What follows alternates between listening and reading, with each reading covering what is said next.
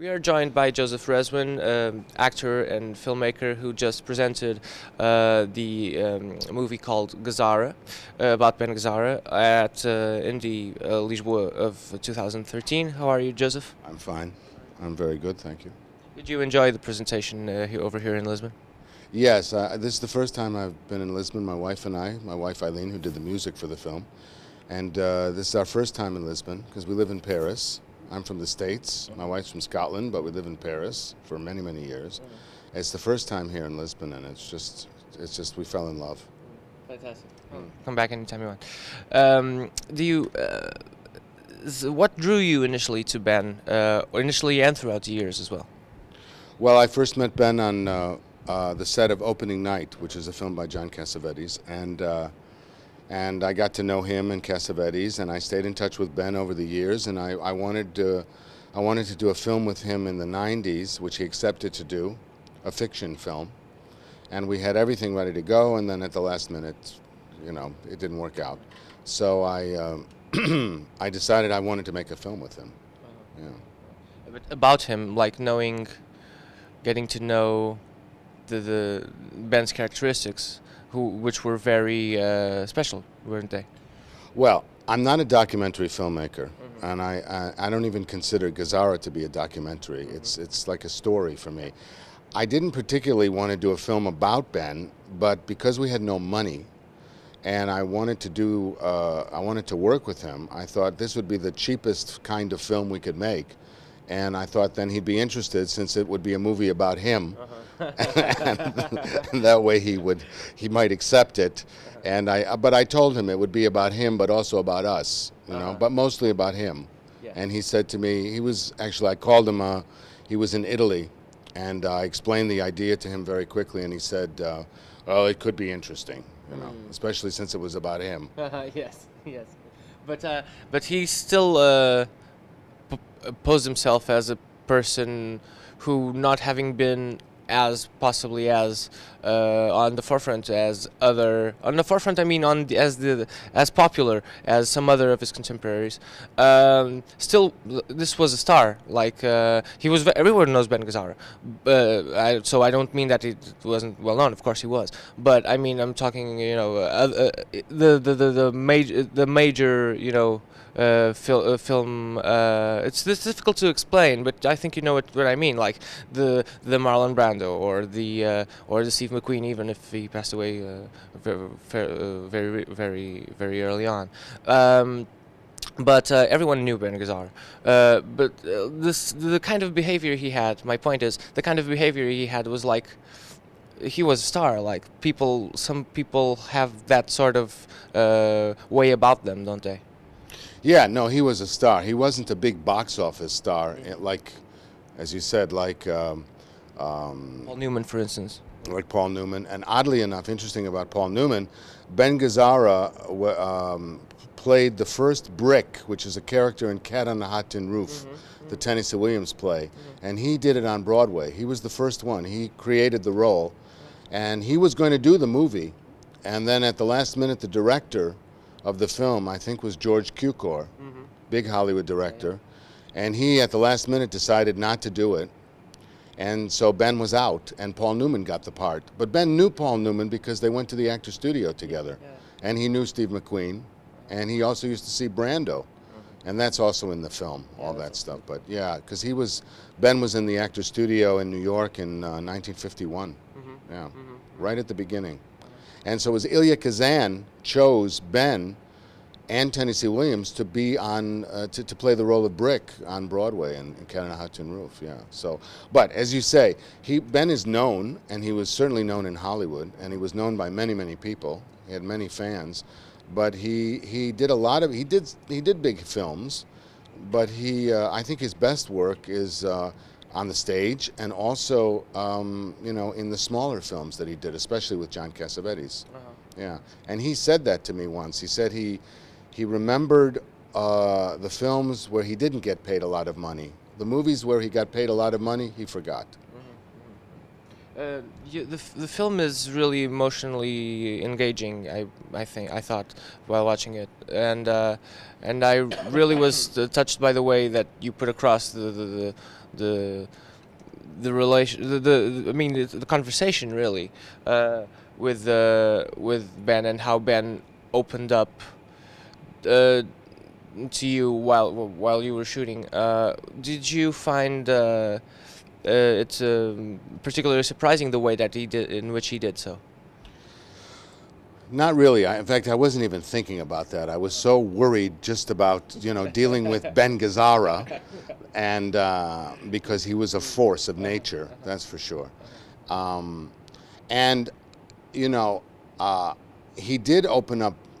He did open up very quickly to me, and as considering that we weren't really friends, we had contact over the years, but we weren't really friends. We came to know each other actually better through the making of this film. But somewhere I think that Ben may have felt that it was going to be one of his last films, and maybe that's why he opened up. And also, I don't think anyone actually made a film like that on him before. He'd done many interviews, but that wasn't the kind of picture I wanted to make anyway. I didn't want to do that kind of film. And he didn't want to do that kind of film, and I wanted our relationship to also be involved in the film as well. Yes. And I think that he kind of played the role, the father role, and I played the son role, and he was Ben and I was Joe, But we wonder sometimes, is he acting Ben or is he being Ben? Yes. Yeah. Sometimes it's hard to know. Yeah. I still don't know. And possibly never will, really, because looking at the film, that's exactly what happens. You actually kind of mention it during the film, but so it's kind of meta. So, but it is totally. But for instance, there are some instances in which meta things happen as well. Like, for instance, the editing. Like, some editing reveals itself explicitly by language, by verbal language, I mean, after it has happened. For instance, the cutaway thing. I was laughing really because I also edit videos. So I was it cut away from with Ben's agent, I think, with his lawyer Jay Julian. Yeah, he was directing us. He often did that anyway. So, when you're working with an actor. I think it was Arthur Penn, actually, who said this, the great Arthur Penn, great director, who said, when you have great actors, the best thing to do is just to get out of their way and let them act. And I had no choice with Ben, so I just let him go and made it part of the film. And somehow it works out, and sometimes you don't know how. Sometimes the shot works out and seems to correspond with what he's saying, and because that particular shot you're talking about, that happened in one shot where he was talking about the inserts and the cutaways, and it just happened.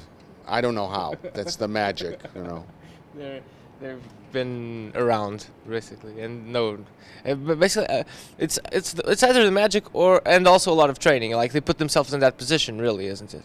Like, they know how to be in tune with what's about to happen, isn't it? I find that with music a lot, like reacting to the necessities of the work that's being made, really, isn't it? Yeah, I mean, Ben was a complete professional. He knew exactly. Even when we were outside shooting, and he would make sure that he would move into the light for us, playing his light, and I didn't have to tell him that, and I would watch my shadow on him. So he knew what to do, and everything he did in the film, I think, he was aware of the camera. He knew what he was doing. I think he knew. Yeah. In fact, I'm sure he knew.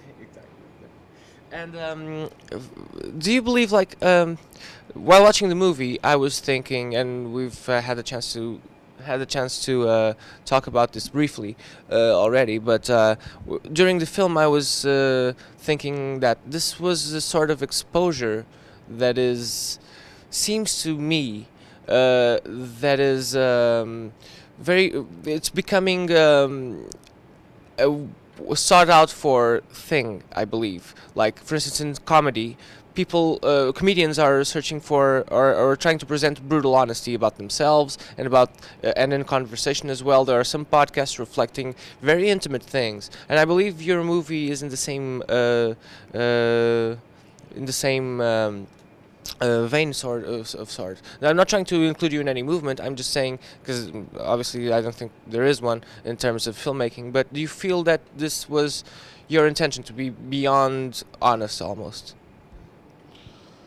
Well, I wanted to be honest, obviously, and you try to be honest about what you're doing, and you try to like what you're doing. I don't know how you could make a film and not like it. If what would it look like? Yeah. It would be horrible. Mm-hmm. Mm-hmm. So it's not always easy, especially, again, when you're working with a force of nature like Ben. But I did want it to be honest.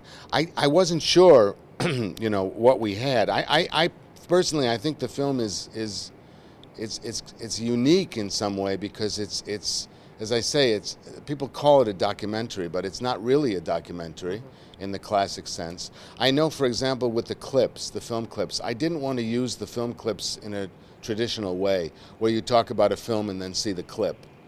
And I wanted the clips to be part of the story, and I think we were able to achieve that in the film, Absolutely.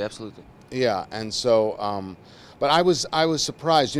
We had a lot of footage. We shot a lot, and it took me a couple of months before I could actually look at everything. And then it was a real experience. I'd never edited a film in that way before. Mm-hmm. The film was structured. I had a structure when we started, but the actual dialogue between Ben and I is improvised. And some of it looks like it was written. Yes. I don't know how that happened.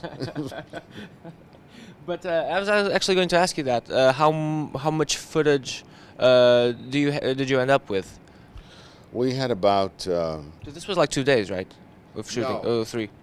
No. We shot for almost 10 days. Oh, really? Yeah, with Ben. Oh, okay. But I was in New York for a month, and also there was a lot of footage of me that I didn't use, and there was a lot of footage on Ben. I don't know. We had maybe 30 hours of footage on Ben that we shot on the Red camera. So it was a choice, and we were very careful when we were cutting the film to find the story, make sure that the story was coming through, that we weren't repeating things, that we weren't just using a scene just for information. And today with YouTube and everything else, if people want to find out about somebody, they can go on the internet and they can find out everything they want to know and look at all his film clips, and and so I thought, well, we don't need to do that, and so it was a challenge to cut the film. I had never cut a film in that way before. I'd never made a film like this before, because everything else that I do, I write, because I'm a writer basically, and then I'm also a director and an actor, and I direct my films, and sometimes it's difficult because I have to fight with the writer, but who's me. Yeah. But I send him off to Brazil, and that way he doesn't bother me when I'm the director. You must have a lot of emails back and forth between yourself. Yeah, a lot of schizophrenic emails. Yeah. And people do that, actually. It's not even that weird. I come to think of it. Like, people actually, I know people who email themselves as reminders. So sometimes, actually, I'll tell you that, like, a friend of mine actually emails himself in writing. I mean, I'm sorry. It's like he will remind himself, but like as if he were talking to himself. So it's very schizophrenic like that. Exactly. Well, when you're a writer-director, it's schizophrenic, and to be an actor as well, that's even worse. And in this film, I was the actor with Ben, as well as the director and the writer of it. Where I would say that I conceived it, and as I said, we structured it. But I didn't know what Ben was going to come up with, and he'd say to me, "Tell me what we're doing today," and then the next day he'd say, "Don't tell me anything." It was always back and forth, and actors are like that sometimes. Sometimes they don't want to know what's going on, so that they're spontaneous, and then other days they want to know what's going on. So it's constant. You know, I remember the day we were going to shoot in Radio City Music Hall. I spoke to Ben on the phone, and Ben said, "Well, Joey, what should I wear? Radio City is red and gold." So I said to him, "Well, don't wear red and don't wear gold. You know, otherwise you'll be invisible." So. Exactly. The movie also makes a lot of interesting points. One of which is, for instance, Julian Schnabel says, "I'm drawn to." Not drawn to fame, but I'm drawn to to famous people. I'm drawn to talented people. Sometimes it's something people forget, really. Like that it should be like that, isn't it? Like, do you feel that for instance, in the industry? Yeah, I mean, you know, it's about the work, and the problem is because it's the business. You know, I think it was Orson Welles who said that. He said, people think the movie business is all about money because they're always talking about money. And it is a lot about money, but it's also about ego, because there's a lot of egos, you know. So, yeah, that's a part of the film business, which is, it's not easy sometimes. It's the money part, you know. You spend 90% of your life trying to get money and 10% of your life hustling, you know, creating, you know. So it's, but that's what it's about. That's why we're doing it, for the work, you know. And then to make the film, and then to show the film, and get the response. That's what we're doing it for. And then the rest is the business, you know. And speaking of talent, also being around when you had a chance to walk around with Ben in New York City and meet and talk to all the other those talented people. Ben's friends and things like that. When, for instance, when you were at the actor studio, I was thinking, well, this is the idea I have of places like New York or London or Paris or any cultural. It happens in Lisbon as well, but it's smaller, in a smaller way. Which is, this is the place where the big things are made. You know, like it's not a question of big; it's a question of importance. It's not a question of size; it's a question of importance. So, like, this is where the magic is happening. You know, do you feel that there's some sort of rarefied air of talent, of being around people like Ben, or being around people who, like, just the fact that you're there kind of makes things work? Well, I don't know for sure. I mean, I've been in New York, I've been in California, I live in Paris, and, you know, my feeling is that magic you're talking about can happen anywhere. I think the thing about New York was important to Ben, and that period of the Actors Studio in the early 50s was a period that we'll never see again, that's for sure. But then every generation there's another period, you know, and the older generation says, oh, it was better back then, and the younger generation says, well, maybe, but, you know, so I don't know if that's true. There is a magic to some places, you know, but New York has changed too, you know, just like every other city. And there are great things going on, and then there's not so great things going on, just like everywhere. And I would imagine that in Portugal and in a city like Lisbon or in other cities, there are very talented people who are doing things. Maybe we don't know about them yet because they're underground, you know. But it's the same in France. I know that there are talented people in music and in painting and in film, you know, and we just haven't heard about them yet because they haven't been covered by the media, you know. But there's a lot covered by the media that isn't so great either, you know, as you probably know. Yeah, exactly. So. Exactly. So do you feel like there's anyone really that is carrying that, you know, is carrying the torch really now in terms of acting to your personal taste, like in the younger generation? Oh, there's so many great actors, you know. There's there's different generations. There's a generation of the actors now in their 40s, you know, the Sean Penn and Matt Dillon, and there's a lot of those actors around, that generation. And then there are new actors coming up, you know, all the time. You know, the thing that what I think is is always difficult, and the basis is the writing. You know, where are the writers? And they're there. They're out there as well. But I think that's what's important: is the writing, the storytelling. But then film is changing as well. You know, film is changing, and the media is changing, and the distribution is changing. But I still think that somewhere people do like narrative stories where they can get to know the characters. And I think the proof of that is in all these series that are very successful. From many of them come from America. You know, big television series, you know, episodic television, where the acting is really good and the writing is good. You know, that to me is proof that people still like that kind of film. You know, even though that's not a film, but it kind of is. Yeah. Yeah. It's a huge. The arcs are huge. I mean, aren't they? Like the seasons are very, very long, and they run forever, really, don't they? Yeah, they run forever. You know, I guess until they can't do it anymore. You know, until they're fed up.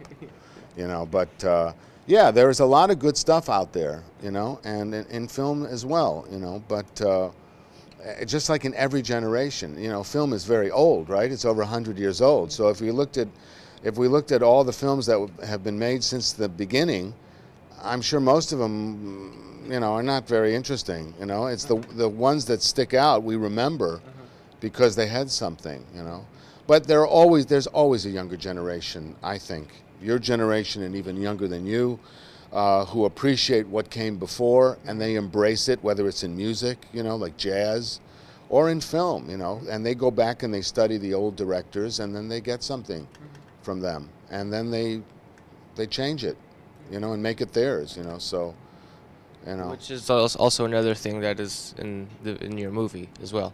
Like it ends with, well, it's not. I don't mean to spoil things, but you know, absolutely not. But don't say the ending. Ever. Don't never do that. I hate actually saying anything about anything, you know, because it's actually one of the things that I really enjoyed about movies. That I was told I went to see the movie with friends, and people were, and they told me, oh, it's a movie about Ben Gazzara walking around New York and describing his life and stuff like that. And I was like, okay, let's. That's all I knew. I didn't expect it to be like this, such a revealing, you know. And it was basically, you know, even if you had structure, it was two people who like each other being human, and that's commendable, you know. Thank you. Thank you. Yeah. No, that's a great compliment. Yeah. No, that is, you know, and it's a journey, it's a voyage, and those are the kind of movies I like, you know, as a spectator, and yeah, I like movies that are human, and there's no, you know, there's something that's authentic there, you know, and we're not trying to fool anybody, you know. Also, I think the movie's very funny. People, yes.